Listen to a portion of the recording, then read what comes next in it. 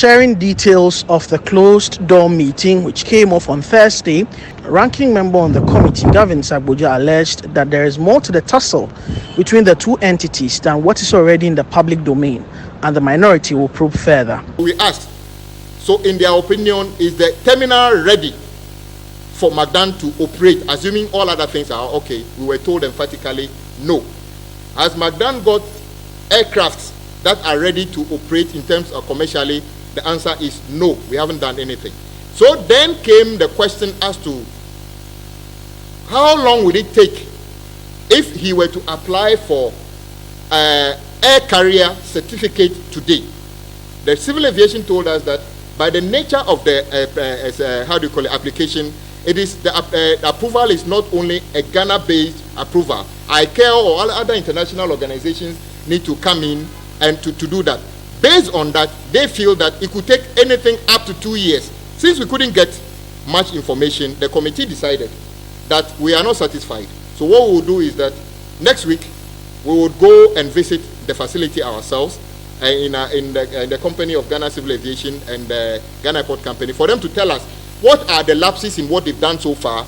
And then, after that, we may have to speak to representatives of McDan themselves, because so far, we haven't heard their side of the story officially.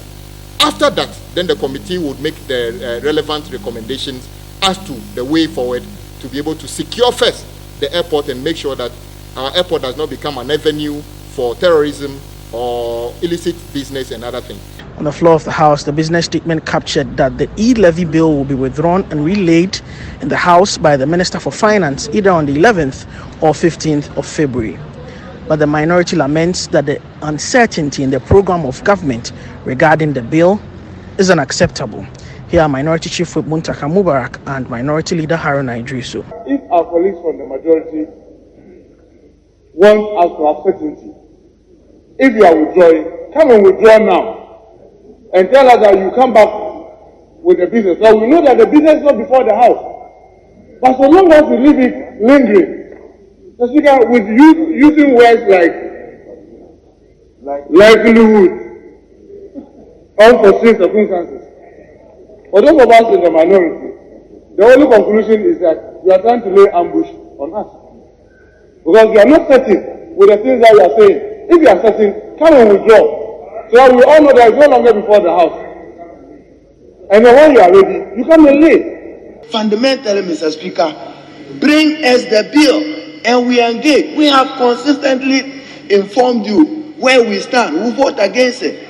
Mr. Speaker, I don't want to believe that this bill is being held in search for numbers for purpose of voting on it. No, that is not how this parliament should run. That is not how this parliament should run. That I'm holding on to the bill when I'm satisfied that I have the numbers to take a favorable decision, then it is introduced. That is not parliamentary. That is why the Constitution says members present and voting. So you introduce the bill, it's in the bosom of the Committee on Finance. And strongly, Mr. Speaker, it does not lie within the Minister for Finance to engage stakeholders of the country.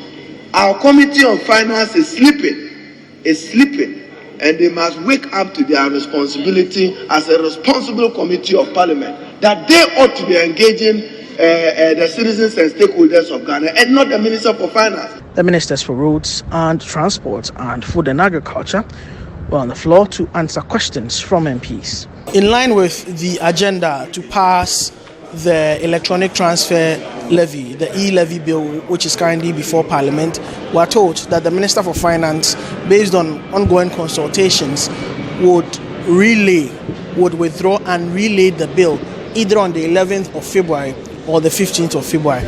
The minority says the lack of certainty and clarity regarding these dates is bad for the conduct of business in the House. Reporting for City News, my name is Duke Menton Poku.